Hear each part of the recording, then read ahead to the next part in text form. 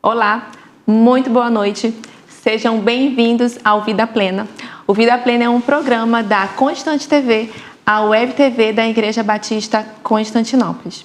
O objetivo do Vida Plena é levar informação e conteúdo de qualidade sobre saúde, sobre bem-estar físico, bem-estar emocional e bem-estar espiritual. Se você ainda não é inscrito no canal, faça isso agora. Ative as notificações para você ser informado quando um novo vídeo subir. Não esqueça de curtir, comentar e compartilhar. Se você tiver alguma dúvida ao longo do programa, pode colocar suas dúvidas aí que a gente responde depois. Outra novidade do Vida Plena é que agora a gente tem uma playlist onde você pode acessar as entrevistas anteriores, pode maratonar com os programas, enviar esse link, né, aos familiares, aos amigos. E nós estamos no mês de maio, no Maio Amarelo. Se vocês não sabem, esse mês é um mês de conscientização, de ações visando reduzir os acidentes de trânsito, trazer mais segurança para o trânsito. E quem vai conversar com a gente sobre esse assunto hoje é uma especialista em medicina do tráfego. Talvez você desconheça que existe essa especialidade, mas é ela que é responsável. Vocês vão entender quando eu apresentar a nossa entrevistada de hoje. Ela vai explicar um pouco sobre isso. É importante que a gente faça essa reflexão, traga para a gente essa autorresponsabilidade de ter um trânsito melhor. Quantos acidentes a gente pode evitar, quanto estresse. Então, é nossa responsabilidade também, como cristãos, né, participar disso. Se você não sabe também, as mortes por acidentes de trânsito, elas estão entre as principais causas, sim, de morte no Brasil e no mundo. Eu acho que o trânsito, ele é digamos assim, que ele é um laboratório para nós como cristãos exercermos lá o fruto do Espírito, que o apóstolo Paulo fala lá em Gálatas, né? Que a gente mostre mansidão, longanimidade, benignidade, domínio próprio, porque quantas vezes a gente não se estressa no trânsito. Então ali é um momento que a gente pode levar os nossos valores, nossa ética como cristão, não só, né, em todos os aspectos da nossa vida, e o trânsito também é nossa responsabilidade para a gente ter um trânsito melhor, um trânsito mais saudável. Então nós estamos aqui agora com a doutora Joan Faber. A Joan é uma amiga minha, né? Nós fizemos faculdade juntas. A primeira formação da Joan é cirurgia geral, né, Joan? Isso. E também especialista em medicina do tráfego. Eu já vou começar, Joan, perguntando para todo mundo entender o que faz o médico do tráfego. Bom, Val, vamos lá. A medicina do tráfego é uma área da medicina muito ampla, né? E a gente consegue atuar em várias áreas dessa medicina. A que mais é visada, que a maioria das pessoas vão conseguir perceber, é quando você vai tirar a sua carteira de habilitação. Você é habilitada, sim, né? E aí você precisa da sua carteira de habilitação, você se dirige ao Detran, aqui em Manaus, faz todo aquele protocolo e é encaminhado para uma clínica. Nessa clínica médica, você vai ser avaliado por um médico especialista do trânsito, um médico do tráfego e por um psicólogo. Então, essa avaliação, essa perícia médica para você tirar a sua carteira de habilitação ou renovar, é feita por um médico do tráfego. Esse é, digamos assim, o que a gente mais conhece, né? Sim, é o mais visado, é o que todo mundo vai conseguir perceber. Mas a gente também atua em outras áreas. Por exemplo, você se acidentou e precisa de uma perícia, né? Tem um seguro e aí o médico do tráfego pode fazer essa perícia para buscar essas... Acionar o seguro através da perícia. Exatamente. Todo mundo sabe que não se pode beber e dirigir. Existe a lei seca. Então, a pesquisa, a diretriz que deu origem à lei seca foi uma pesquisa, um trabalho feito pelos médicos de tráfego da Abramed. Certo? É uma área bem específica. E não só no tráfego terrestre, né? Isso. Também a gente também trabalha com a medicina aeroespacial, que no caso, os pilotos de avião, das aeronaves em si, né? E também a parte marítima, tudo que é transporte. Terrestre. Medicina do tráfego. Ela trabalha com o deslocamento humano, independente do tipo de deslocamento que está sendo feito. Se é na terra, se é no ar, se é no mar. Tudo isso para trazer embasamento científico, para se adotar leis, medidas que tragam segurança para a gente, Exato. Não é isso? O objetivo no final é esse, né? O objetivo é estudar esses deslocamentos, como que esses deslocamentos influenciam na nossa saúde, para que a gente possa fazer esses deslocamentos com mais segurança. Não adoecer nos deslocamentos, quem não se estressa no trânsito, né? Não adoecer nos deslocamentos, não causar doença nos outros. Causar acidentes. Então, é isso que faz a medicina do tráfego, gente. Aí, deixa eu continuar aqui com as perguntas, João. A gente que já dirige há um tempo, a gente acha tão automático, né? Tão rápido, tão fácil, mas eu uso várias aptidões físicas para conseguir dirigir, né? Quais são essas? Não só físicas, outras, né? Fala um pouco todas essas aptidões assim que eu preciso para dirigir com segurança, né? Você tocou num ponto importante. Você falou que às vezes é tão automático e realmente esses trajetos que a gente faz, que está acostumado a fazer todos os dias, nós entramos mais ou menos num piloto automático mesmo. Nosso cérebro, ele corre para fazer as coisas mais fáceis. Então, se eu já conheço esse caminho, eu vou por aqui e você já percebeu que chega no lugar, não tem ideia como você chegou lá? É porque está no automático. Ou então, às vezes, você está tão acostumado a ir para um lugar, se naquele dia você não for, quando você está vendo, você está fazendo o trajeto para ir para aquele lugar. Eu já fiz isso. Todo mundo já passou por isso. Então, assim, né, na perícia médica, no exame físico que a gente faz, nós avaliamos capacidade visual. Então, a primeira coisa que precisa para dirigir é enxergar bem, né? Enxergando, exatamente. Aí muitas vezes, doutor, hoje eu acordei com o olho assim, eu trabalhei de noite, eu não estou enxergando direito. A gente precisa avaliar se realmente isso é uma coisa momentânea, pontual, ali, né? Pontual daquele momento, ou se realmente tem alguma coisa que a pessoa não percebe. Porque normalmente as pessoas conseguem perceber a dificuldade visual quando a gente separa um olho do outro. Porque um pode compensar o outro, Exato. Né? E aí... Eles se complementam na visão, mas quando a gente separa, que o nosso exame é feito cada olho em separado, a gente consegue perceber a dificuldade que cada olho tem separadamente. A gente faz uma avaliação auditiva, porque eu preciso perceber Sim, claro. Os sons do meu veículo. Buzina, o som do veículo. Do veículo, né? Para saber se está tudo ok com o meu veículo. A buzina, se eu estou invadindo uma faixa, se tem uma criança passando. Então, esses sons eu preciso perceber. A pessoa que não escuta pode dirigir? Pode, desde que ela passe por uma avaliação me dizendo que ela não tem nenhum problema de equilíbrio. E aí eu já vou para uma avaliação mais aprofundada do sistema auditivo. Problemas de equilíbrio, seja do sistema auditivo ou neurológico, que tem uma avaliação neurológica também. Que ela esteja tudo ok nisso, ela pode dirigir, a pessoa que não escuta. Então a gente tem também uma avaliação cardiorrespiratória, a gente vai avaliar se o aparelho cardíaco e respiratório dessa pessoa está ok, se a pressão está dentro dos limites aceitáveis, se ela é uma pessoa hipertensa, ela toma as medicações que ela precisa nos horários, essa pressão está controlada com o uso dessa medicação, né? Então a gente já viu aptidão visual, auditiva, física, né? Física, dessa parte do sistema cardiovascular, né, respiratório. Locomoção também, porque eu preciso ter a mobilidade preservada dos meus membros, braços e pernas, né? Do tronco, da cabeça e do pescoço. É muita coisa, né, para dirigir. Tudo que eu tô falando, a gente acha que está no automático, mas todo o corpo está trabalhando para Exatamente. dirigir. É um conjunto de engrenagens muito bem azeitadas para que a gente consiga dirigir. Então não é só enxergar. E o psicológico também, né? O mental, né? Sim. Prestando atenção, né? Tudo isso. Exatamente. Quando chega, eu sempre vou receber os candidatos lá na entrada, porque o exame começa lá, quando ele chega.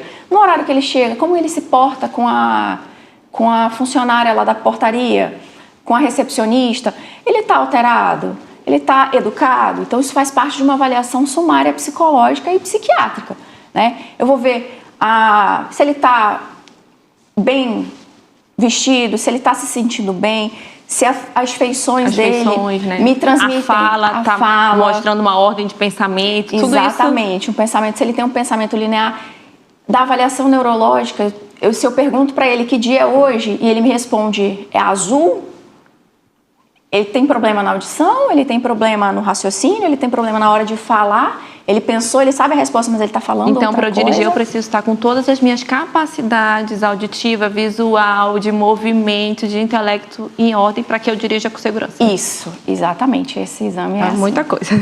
Então, em cima disso, nós vamos perguntar mais um monte de coisa aqui. Quais são os problemas de saúde que podem limitar ou dificuldade de uma pessoa para dirigir? Olha, a gente acabou de falar de alguns, né? Então vamos especificar agora alguns, temos né? Vários, né? Porque o organismo, o corpo, são vários sistemas, né? Várias caixinhas que juntas trabalham, né? Então, da parte visual, que a gente muito vê problemas de miopia, problema que a pessoa... A miopia para enxergar para longe. Para enxergar para longe, né? Isso, só para...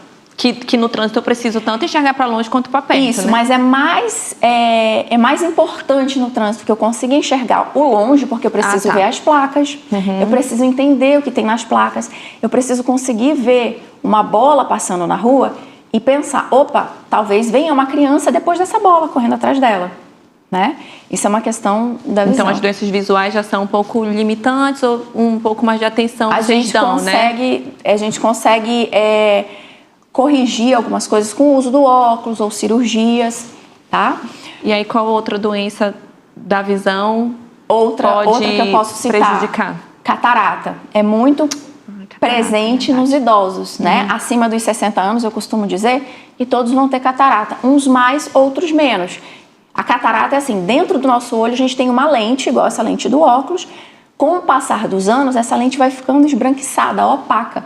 E isso vai prejudicando a nossa percepção das coisas, das cores, das profundidades. Isso aí, assim, durante o exame lá que a gente faz para renovar a carteira, isso é percebido quando o paciente não está enxergando direito as letrinhas. Isso, né? a gente consegue perceber uma dificuldade visual. Aí, se não está enxergando, aí vocês precisam encaminhar para o hospital. Isso, nesse momento que eu vejo que tem alguma alteração nesse exame visual, da acuidade visual, né, do quanto ele consegue enxergar, eu preciso encaminhar ele para um oftalmologista, para que assim ele faça um exame mais aprofundado, para ver se é a catarata, se é glaucoma, que é outra condição médica. Limita também o glaucoma? O glaucoma também limita. O glaucoma é o aumento da pressão intraocular, né?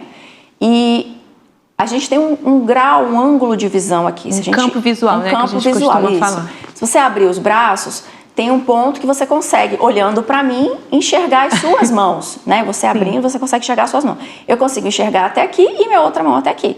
Então, esse é o meu campo de visão. E quem tem glaucoma, isso prejudica? Isso fica prejudicado, o né? O glaucoma, ele vai diminuindo esse campo de visão. A minha visão lateral, que é importante no trânsito, fica prejudicada. Perfeito. Eu preciso dessa visão lateral. Enquanto eu estou olhando para o retrovisor na frente, eu consigo perceber o movimento dos veículos na minha lateral aqui.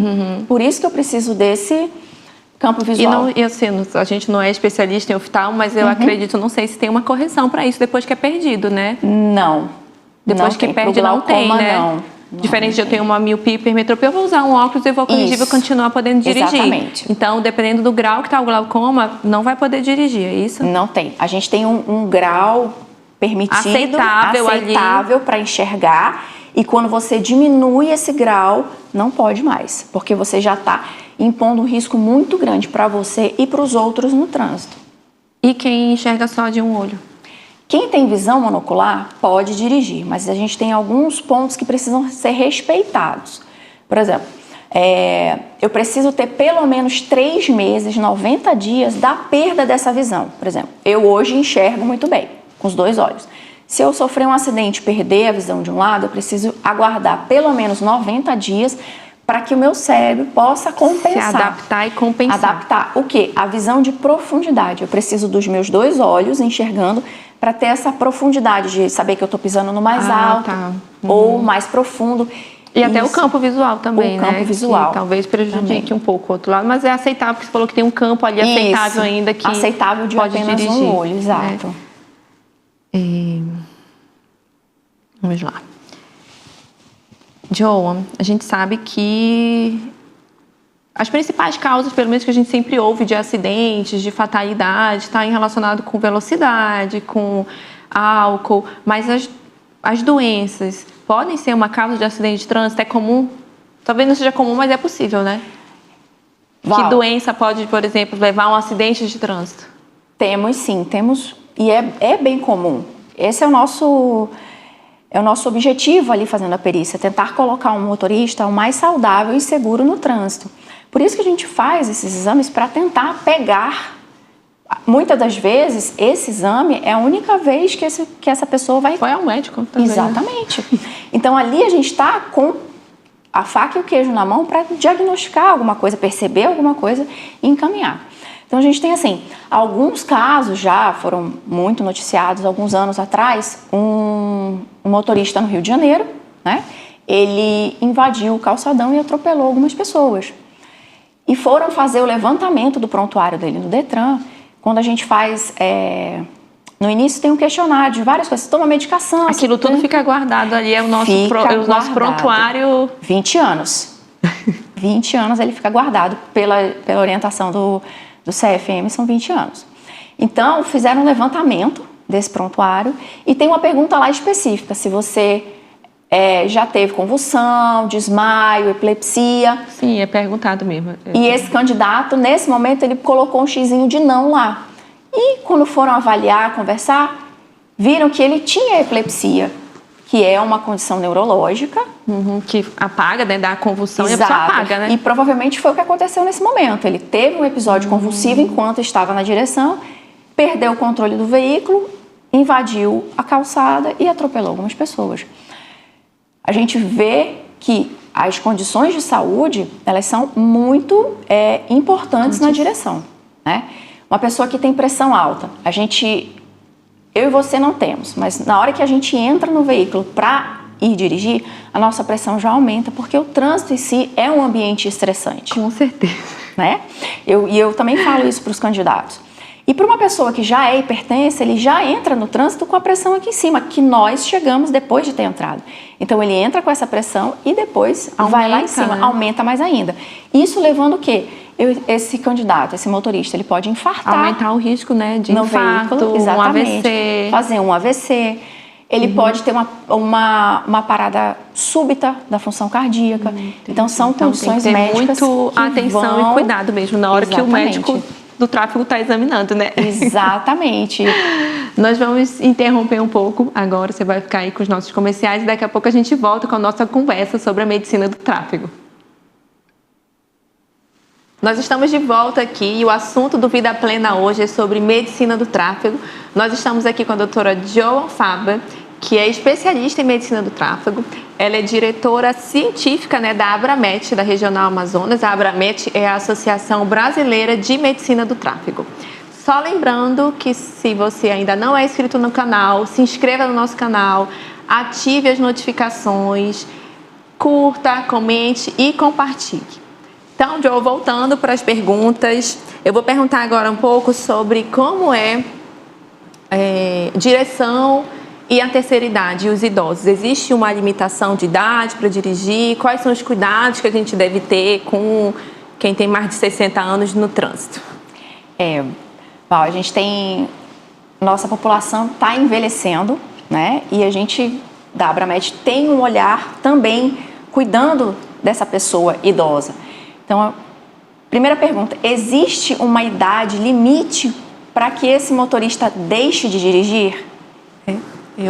Não existe. Pois é, eu achava que tinha. Tu tá me dizendo que não. Lá dentro a gente conversou, eu falei, sério, até com 90 anos, João? Falou, se ele tiver capaz, ele pode. Eu falei, gente, eu achava que não podia.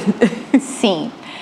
Tudo vai depender do exame da perícia médica que é feita lá na clínica. Tá? Aí, o que vocês mais observam depois dos 60 anos? Qual que eu tenho que mais ter atenção? O que mais a gente vê? A gente precisa separar esses idosos em um idoso que está senil, que está envelhecendo, né?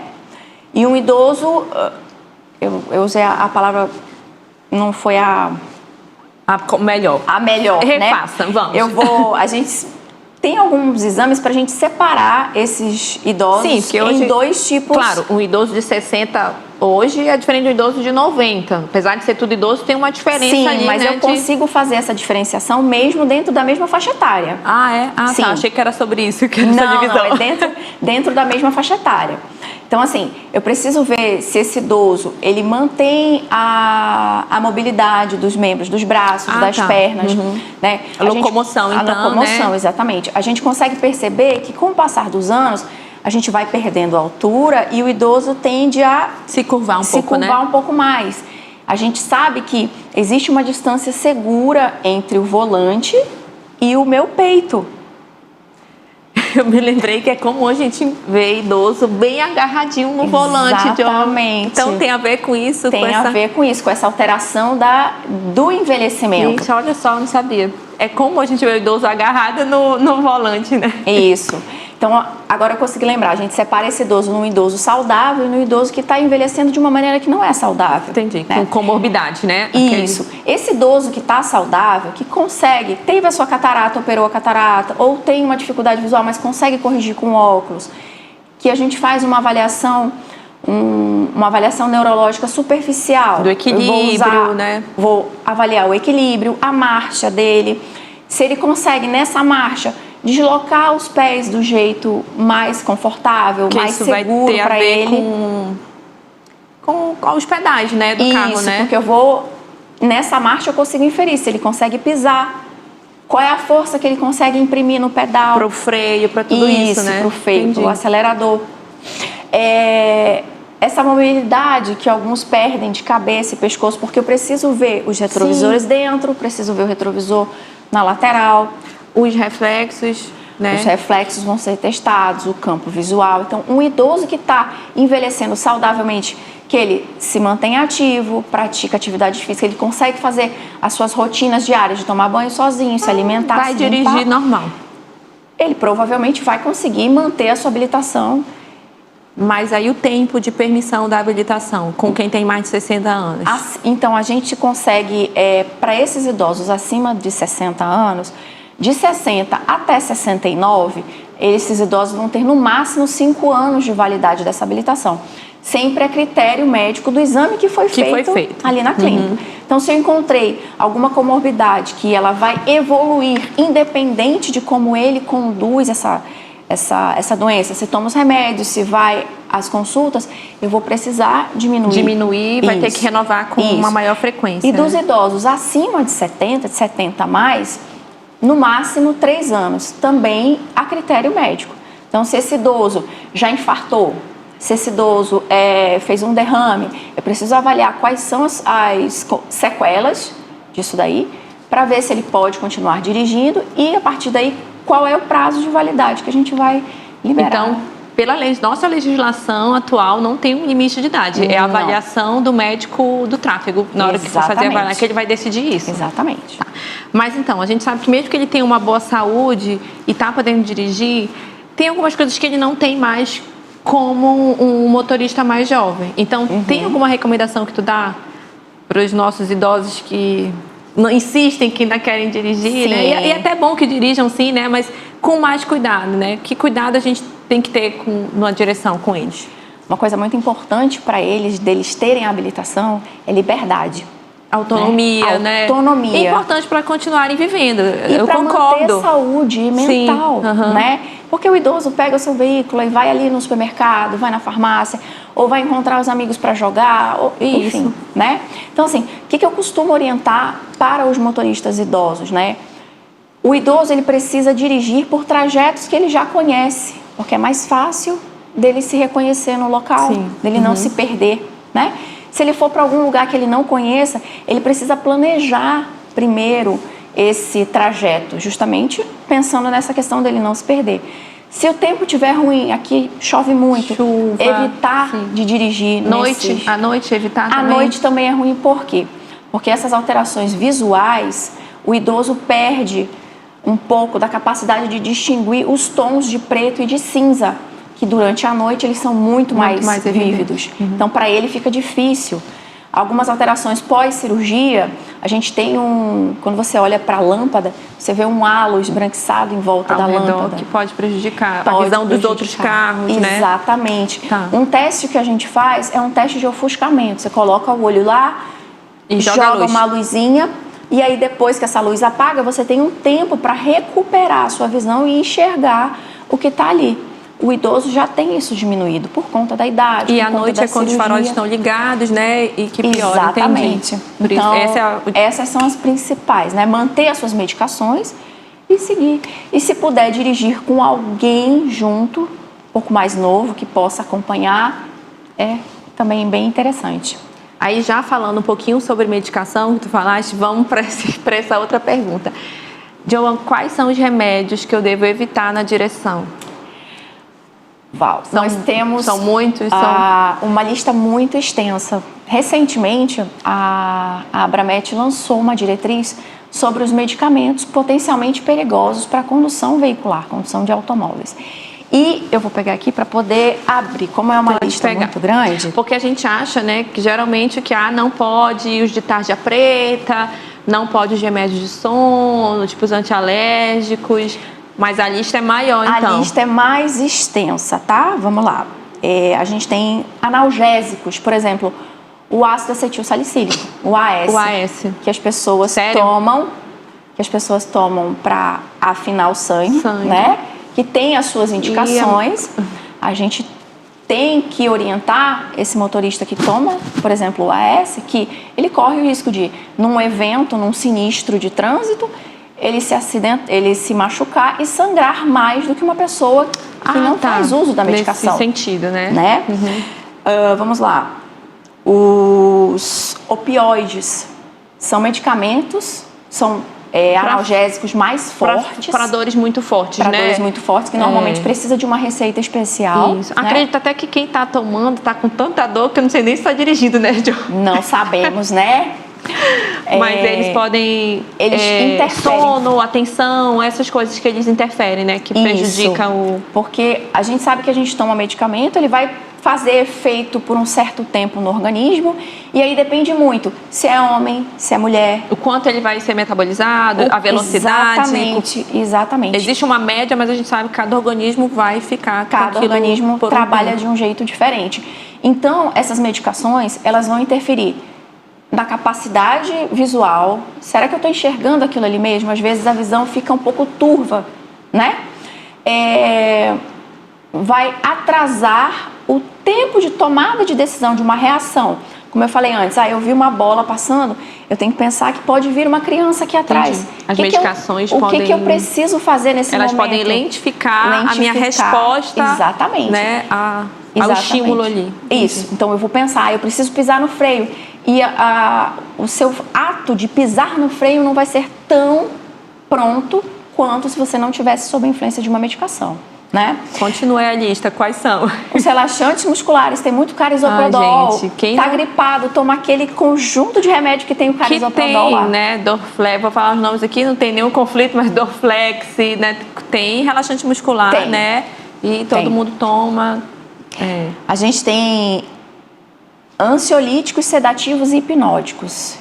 Muita gente com depressão, com ansiedade usa essas medicações. A gente tem algumas classes aqui. E o que mais chama a atenção agora, uma notícia que acabou de sair, sobre o Zolpidem, né, que é um hipnótico. O Zolpidem, fala aí o que é, que talvez as pessoas não saibam. O que ele faz, João? Para que ele é usado? As pessoas usam, ele é um hipnótico, ajuda a você entrar no sono e manter um sono, vamos dizer assim, de qualidade, mais estável. As pessoas usam para dormir. Geralmente para dormir. E tem usado muito, né? Eu vejo cada vez mais as pessoas usando o Zolpidem. Lá fora, nos Estados Unidos, na Europa, existe o que está se vendo, percebendo, é que o uso dessa medicação cronicamente e indiscriminadamente está criando, vamos dizer assim, os zumbis do Zolpidem. Que a pessoa toma a medicação, ela vai deitar para dormir. Nesse período que ela deveria estar dormindo, ela desperta, pega o veículo, faz compras na internet. E não tem consciência, que é como se fosse um sonâmbulo. Exatamente. Ele vira um zumbi, um sonâmbulo. E passa o tempo da medicação, ele acorda e não tem memória nenhuma do que ele fez. Então, os remédios que induzem o sono é perigoso na direção, né? Mesmo que eu tenha tomado de noite, acordei melhor, eles podem comprometer, sim, tudo isso que já falou, reflexo, atenção, resposta ao estímulo. Isso. Tá. Eu costumo usar para os os pacientes no trânsito não, desculpa, no pronto-socorro, que fazem trauma de tórax, que batem o peito ou as costas, que é uma dor muito grande que vai doer por muito tempo, aproximadamente 2 meses. Então, nesses pacientes, eu passo para eles ciclobenzaprina, que é um relaxante muscular. Mas aí eu oriento, à noite, na hora de deitar para dormir, por tantos dias, e enquanto você estiver fazendo uso dessa medicação, você não pode dirigir. Não é tomei de noite, eu posso dirigir de dia. O paciente não, obedece, não né? O que é ruim, né? Porque mas a obrigação nossa é alertar. Né? Alertar e orientar. Então, a gente ainda pode citar os antidepressivos, tem outras medicações. Os antialérgicos também são bem comuns, né? A gente sabe os que antialérgicos. Se são você famosos precisar... em causar sono, não todos, né? Mas... Isso. Se você precisar fazer uso de um antialérgico, o ideal é que sejam os antialérgicos mais recentes, que a gente diz que é de 3ª geração, como a desloratadina, um exemplo, né? Que ela vai ter essa ação antialérgica, mas ela não tem essa ação sono, né? de sonolência. Tem antialérgico tão famoso que causa sono que tem gente que toma quando vai viajar, toma para dormir, porque eles induzem mesmo o sono, Exatamente, né? é isso mesmo. E mais algum que tu acha importante, assim, que é de uso bem comum, que a lista é grande, né? A lista é muito grande. Eu acho que eu vou trazer aqui o diazepam, né? Benzodiazepínicos. Isso, né? Que é o Rivotril, gente. Rivotril, né? Não, Rivotril é o clonazepam. Mas que é tudo, assim, é bem todo mundo são conhece todos na também. mesma classe. Isso. E para fazer essa diretriz, a Abramet fez uma extensa pesquisa farmacológica, exatamente, de tudo, né? E bibliográfica, né? Tanto de estudos brasileiros quanto estudos europeus, americanos e de outras áreas. E a ideia é que a gente consiga classificar essas medicações 1, 2 e 3. Tipo assim, o que essa aqui você não pode tomar, mesmo, essa mas toma o ideal com é que cuidado. você não dirija. Essa você toma e você não pode dirigir. Que a gente consiga trazer isso daí na caixa do medicamento. Entendi. Vamos para outra pergunta agora, John, sobre... A gente está falando de sono, aí vem a pergunta sobre sono e direção, né? A gente sabe que quem vai fazer, às vezes, longos percursos, acaba tomando algum energético para tentar manter ali a atenção. O que é recomendado? O que a Abramet recomenda, assim, de seguro para longas viagens, quando o sono chega? Todas esses subterfúgios para a gente tentar tirar o sono, eles não são capazes de tirar o sono completamente. O que eles fazem? Eles apenas dão um up e empurram esse sono um pouco mais para frente. Então você se sente, por exemplo, vou tomar um café, alguma coisa com cafeína. Você sente aquela energia, você fica um pouco mais focado, mas o sono ainda está ali, ele está só mascarado. Mais para frente você vai sentir o sono de novo, só que ele vai vir mais forte, tá? Então, assim, o que eu costumo orientar os motoristas? Você está dirigindo, normalmente o veículo, o volante do carro, ele tem uma marcaçãozinha, uma área mais abaulada aqui em cima, da metade para cima, não sei se você já percebeu. Ali é a posição ideal para a gente estar com os braços. Exatamente. Porque isso tem a ver com o quê? Isso tem a ver com a distância de segurança. Ah, tá. Com você precisa conseguir esterçar, que é fazer Entendi. todo esse movimento, e ali é a posição onde você consegue fazer sem tirar as mãos do volante. Por quê? Você não pode tirar. Existe Verdade, eu lembro disso. no Código de Trânsito, que é uma infração que você não pode tirar uma das mãos, a não ser para passar a marcha, então mexer nos comandos do painel, né? Seta e limpador, enfim. Então, o que eu costumo orientar? Você está dirigindo, está com sono, se você perceber que a sua mão começou a abaixar, você está com sono. Nesse momento, você precisa parar de dirigir. Tem que parar, né? Não adianta ficar tomando... Não adianta tomar café... Que a gente vê, a gente ouve, né? Energético... Assim, os caminhoneiros, né? Que acabam tomando lá o que eles chamam de rebite, que é para conseguir... Exato. A gente consegue perceber isso muito mais nesses motoristas profissionais que precisam trabalhar né? horas extensas, dirigir por muitos trajetos, né? E eles muitas vezes não têm tempo de parar, não tem uma parada regulamentada que deveria existir. Então parada eles fazem segura uso, também, exato. Né? Às vezes, né?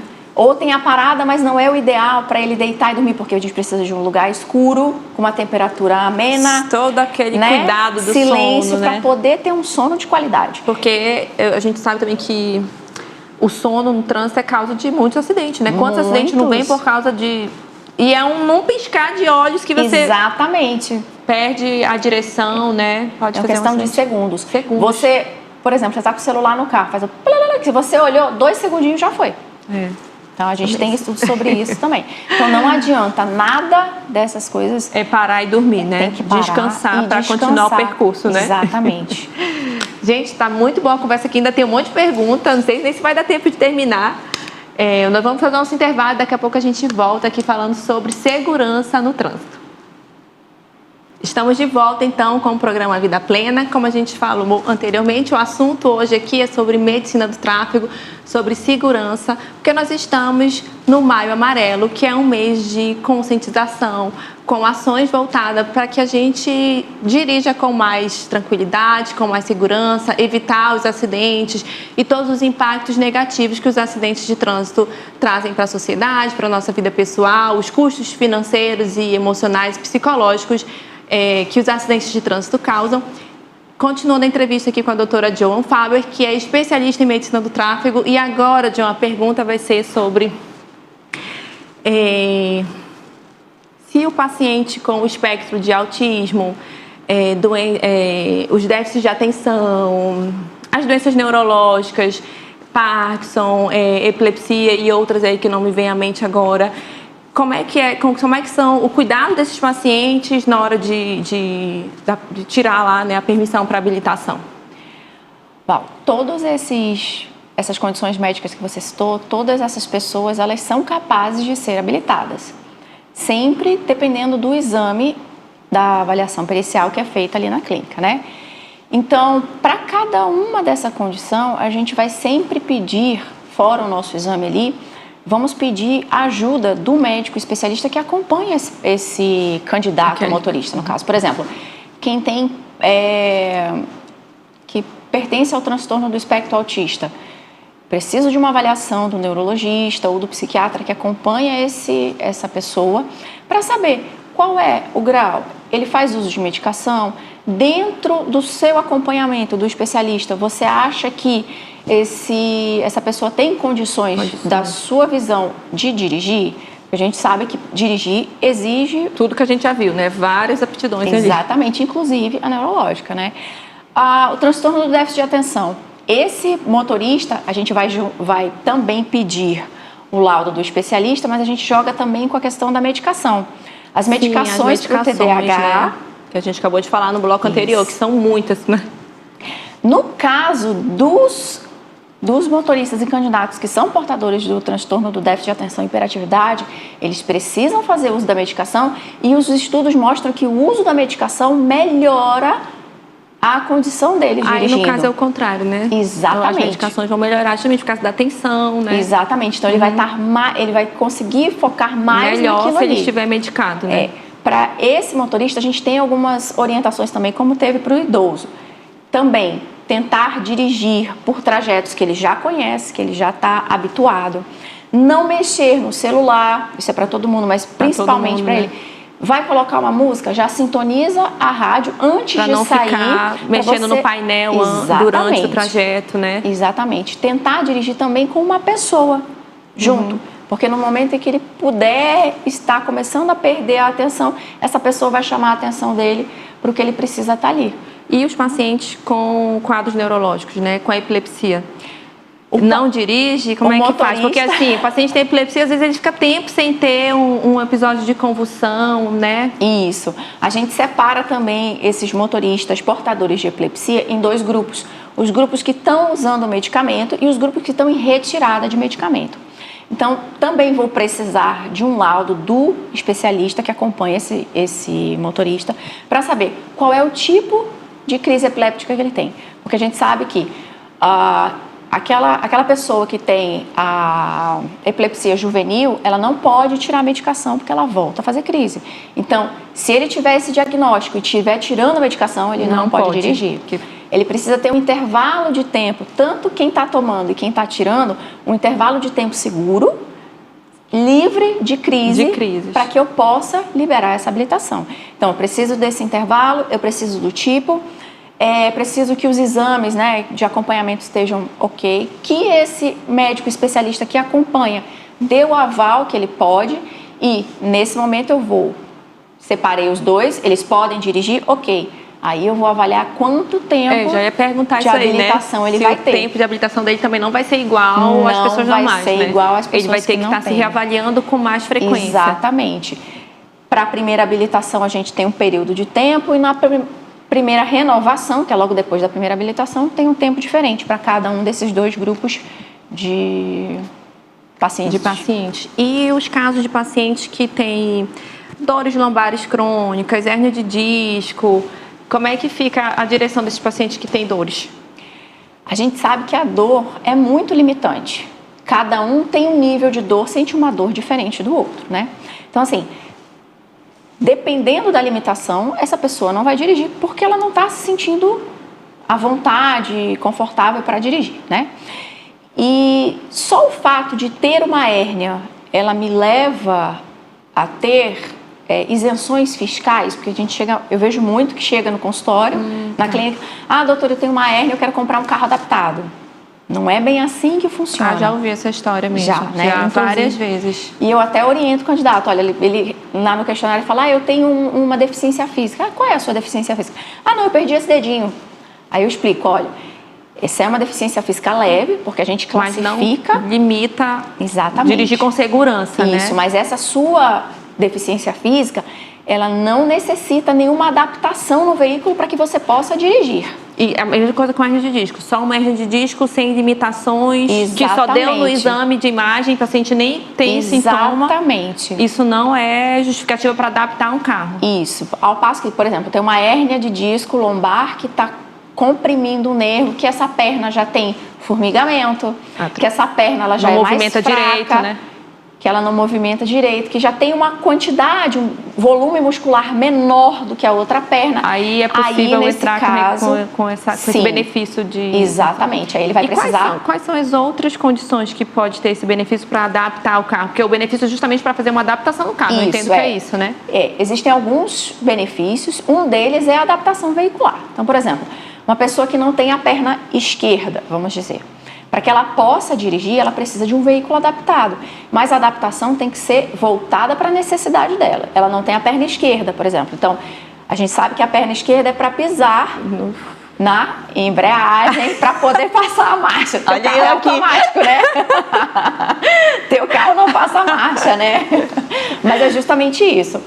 Essa pessoa vai precisar de um carro com transmissão automática para que ele não pise na embreagem. Entendi. Exatamente. Ele vai só usar a mãozinha aqui, com o pé direito ele vai pisar no acelerador e no freio. E a perna esquerda que ele não tem, ele não vai usar.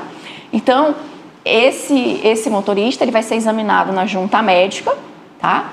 E na junta médica vai ser avaliado qual é a adaptação que precisa ser feita no veículo para que esse motorista ou inicie com segurança, né? Ou retorne à direção. Então tá. Vamos falar agora sobre como conduzir as crianças dentro do carro, que eu acho que todo mundo sabe, mas assim, a especialista falando pode ser que comova as pessoas a fazerem da forma correta. Qual é a forma correta de levar as crianças no carro, John? Forma correta é no colo, você segurando ele assim, ó. Não, brincadeira. É porque a gente vê muito isso, né? Não, mas eu vou só aqui na esquina. É rapidinho. É justamente no rapidinho que nesses trajetos os mais acidentes. curtos, próximos de casa. Os estudos mostram que naqueles 30 metros mais próximos de casa que a gente tem a maioria. Então, as crianças, a gente tem a lei das cadeirinhas, virou lei por conta do trabalho da diretriz da Abramet, do transporte seguro veicular das crianças. E dependendo da faixa etária dessa criança, do peso, do tamanho, altura, da complexão, né, física, a gente tem um dispositivo diferente para cada um. Por exemplo, os bebezinhos até 1 ano de idade, eles devem ser transportados no bebê conforto. Onde eu vou transportar? No banco de trás, no meio do banco de trás. Por que no meio? Eu achava. Tem algumas acho que eu não coloco, quando o João era pequeno, não colocava sempre no meio, não. Por que no meio do banco de trás? Porque é a posição mais segura. Se você for ver os estudos, a maioria dos sinistros de trânsito acontecem nas laterais do veículo e na frente. Para a questão de... Entendi. Ele está no local que é menos abatido na hora de um acidente. Exatamente. Mas você só vai colocar esse dispositivo de segurança, tanto o bebê conforto, quanto a cadeirinha, quanto o booster, que é o assento de elevação, no meio do banco de trás, se esse assento tiver o cinto de 3 pontos, que é igual aqueles 2 da frente. Ah, tá. Tá? Uhum. Nem todo carro tem, né? Às vezes é só aquele que passa aqui. Às vezes é só a cinta abdominal. Aí não tem como fazer aquele movimento para colocar o bebê conforto. Então é mais seguro. Aí nesse caso, que só tem a cinta abdominal no meio, colocar realmente nas laterais. Colocar em uma das 2 laterais. E se o seu veículo tiver o Isofix, que são aquelas marquinhas que já vem no assento, uma bolinha. Ah, já vi, sim. Ele tem um ganchinho. Que ele já engata atrás, né? Já engata na estrutura do veículo. Sim, já vi. E aí o dispositivo da criança fica mais seguro, porque está engatado no carro, tá? Então até 1 ano de idade, bebê conforto, virado para a traseira do veículo. Tá todo mundo de frente e o bebezinho está olhando para trás. Por quê? Porque o pescocinho dele não tem força para segurar. Então, no momento que há uma colisão, todo mundo vai para frente, faz um movimento de chicote com o pescoço, né? E ele vai fazer o contrário. E ele não vai fazer porque ele está seguro. Entendi. Tá? Ele não tem estrutura no pescoço, ele vai estar seguro no bebê conforto. Por isso, voltado para trás. Até 1 ano de idade, pelo menos. A partir de 1 ano de idade, você já pode virar esse bebê conforto para frente. E você vai manter o bebezinho ali. Uma orientação... A gente tem peso, altura, mas uma coisa mais simples. Enquanto ele couber ali no bebê conforto. Porque tem bebê muito comprido e magrinho. Sim, verdade. Tem bebê gordinho, pequenininho. É. Então, enquanto ele estiver dentro, cabeça dentro, a perna não, mas a cabeça dentro do bebê conforto, ele protegido lateralmente, pode ficar conduz ali. Lá, né? Sai do bebê conforto, vai para a cadeirinha, tá? Mesma coisa. Mesmas tem posições. Que se fixar, exatamente. Algumas cadeirinhas têm o suporte aqui atrás que da regula, cabeça. Né? Exatamente. Sim. Funciona a mesma coisa pra gente. O nosso encosto de cabeça, ele tem que estar pelo menos na altura do nosso olho. Que é para justamente se acontecer esse movimento, preservar a coluna cervical. Exatamente. Né? Aí tem gente que usa lá em cima, tem gente que usa aqui embaixo, gente que não usa. Que não usa. Mas ele pelo menos tem que estar na altura do olho, tá? E da cadeirinha da criança, a mesma coisa. Aí depois que sai da cadeirinha. Depois que sai da cadeirinha, vem não. Assento de elevação ou booster. É como se fosse um banquinho que tem umas alcinhas. Isso. E aí você coloca ali. Naquele momento a criança passa a usar o cinto de segurança, do próprio carro, né? Isso. Por que desse booster? Porque o cinto de segurança ele foi feito para um adulto de pelo menos 1,45 m. E as crianças, quando saem da cadeirinha, não tem por volta dos 4 anos e meio, 5, 6, não tem essa altura. Aí, se não usar, o cinto de segurança fica no pescoço, né? Exatamente. Aí faz a síndrome pediátrica do cinto de segurança. O cinto fica no pescoço e no meio da barriga. E aí, no momento que acontecer um sinistro de trânsito, eu vou machucar as estruturas do pescoço e os órgãos dentro da barriga da criança. Então, por isso, o assento de elevação, que você coloca e aí o cinto automaticamente, que estava na posição errada, aí ele vem já pro vem peito, né? para a posição correta, que é no meio do ombro, tá? A gente tem a clavícula aqui, esse ossinho, no meio desse osso, vai descer passando pelo meio do tórax e essa cinta abdominal, ela fica na altura dos ossinhos do quadril ou no começo da coxa. Essa é a posição correta do cinto. Essa é a maneira de levar as crianças seguramente, exatamente, né? Para sair do assento de elevação e ir para o banco do carro, que é o último passo, a legislação diz 10 anos ou 1,45 m. Eu só vou deixar minha filha sair do assento de elevação quando ela tiver 1,45 m, apesar dela já ter 10 anos. E se já tiver 1,40 e se já tiver 1,45 já pode andar na frente, então também porque já está com cinto, né? Isso, mas é a questão normal, da nossa legislação. A gente sabe que as crianças não têm a compleição física para aguentar um sinistro de trânsito. A nossa legislação permite que uma criança, a partir dos 7 anos, ande numa motocicleta. Então é assim, quem faz precisa... Por isso que precisa do auxílio dos médicos na hora de fazer algumas leis nesse quesito, né? Exatamente. Só que quem faz precisa pensar não só nisso. Ele precisa pensar na pessoa que não tem condição de ônibus, que não tem condição de táxi.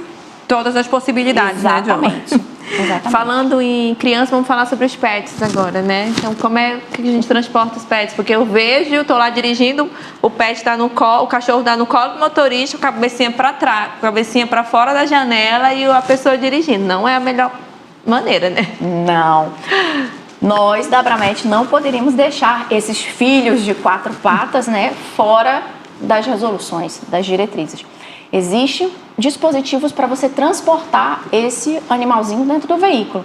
Existem cadeirinhas, como se fosse um cestinho, que você pode prender a coleira do cachorro nessa cadeirinha, e essa cadeirinha vai presa nos dispositivos, por exemplo, no Isofix do carro, ou então com o próprio cinto de segurança do veículo. Qual a gente estava conversando antes, você pensou, não, porque eu tinha te falado só essa questão. Quando a gente estava conversando, a gente pensou nisso, eu estava pensando na segurança do cachorro e de quem está dentro, porque também aquilo vira um peso sobre a pessoa, né? Sim. Zaya John deu outro detalhe que eu não tinha nem me tocado, né? O cachorrinho tá lá bonitinho, deitado no banco de trás, você está dirigindo tranquilamente, do nada ele resolve pular para frente. Ele vai tirar a sua atenção. Um movimento no braço que pode levar a um trânsito. Então, o motivo de segurar, né, o teu pet bem, como é que eu posso dizer, bem transportado, é para a segurança de todo mundo. De todo mundo, principalmente, inicialmente do motorista, porque ele é que vai ser o causador de todo o restante no trânsito. E não interessa o tamanho do cachorrinho, né? Não interessa o tamanho. Dos grandes aos pequenininhos, todo mundo bem transportado. Ou você tem como se fosse uma cortina, uma portinha para adaptar na mala do carro para levar os maiores, também em segurança na mala do carro. Então a gente também tem uma diretriz sobre isso. Gente, a gente está chegando no fim da entrevista. Olha, eu tinha um monte de pergunta ainda aqui sobre voo. Vamos marcar outra entrevista, né, John? Vamos. Então a gente agradece a audiência de vocês. Vou pedir para o John dar as considerações finais nesse mês do Maio Amarelo. Bom, Maio Amarelo, como a Valquíria falou, é um mês de conscientização para a gente diminuir os sinistros de trânsito, né? Então, cada ano existe uma frase, tema que é trabalhada no Maio Amarelo. Desse ano a paz no trânsito começa com você. Isso nos leva a pensar nas nossas atitudes, como a Valquíria falou no início, autorresponsabilidade. O que eu não quero para mim, eu não quero para os outros. Então, o celular, vai chegar uma mensagem, aquele ali é o melhor momento de ver? Não é, eu tenho que estar focado aqui. Então, eu não vou pegar o celular, porque 2 segundos de distração, eu posso colidir o meu veículo, posso atropelar alguém, e aí eu vou causar mais dor. Esse trânsito não vai ser um trânsito com segurança, não vai ser um trânsito com paz. Então, o que eu não quero para mim, eu não quero para os outros, né? Então, vamos cuidar de nós, dos que estão à nossa volta. Né? Isso. Porque dirigir com segurança é para a gente e para os outros. Exatamente, né? Porque a gente não tem como dizer como está o outro. Então, quanto mais correto, mais cuidadoso, né? Cuidadoso eu for comigo, eu estou preservando os demais. Então, quero agradecer a sua presença, muito obrigada por ter aceitado o nosso convite. E se a gente quiser encontrar a doutora ou conhecer mais, ficar ali entendendo mais sobre a medicina do tráfego, onde a gente encontra a doutora? Valquíria, agradecer o convite, gostei muito dessa conversa, é muito bom, é importante a gente estar trazendo e falando sobre a medicina do tráfego, porque realmente é uma área que muita gente desconhece. Isso, não tem muito conhecimento. E eu trabalho muito com a medicina do tráfego no Instagram. É Medicina do Tráfego _AM, que é daqui. Então, se vocês quiserem ver alguma coisinha, lá vocês conseguem encontrar. Podem mandar perguntas e a gente responde. Então, muito obrigada por vocês terem ficado conosco aqui até o final. Não esqueçam que a gente tem lá a nossa playlist. Se você quiser rever de novo esse programa ou enviar para alguém, é só você acessar a nossa playlist. Fiquem com Deus e a gente se vê no próximo programa.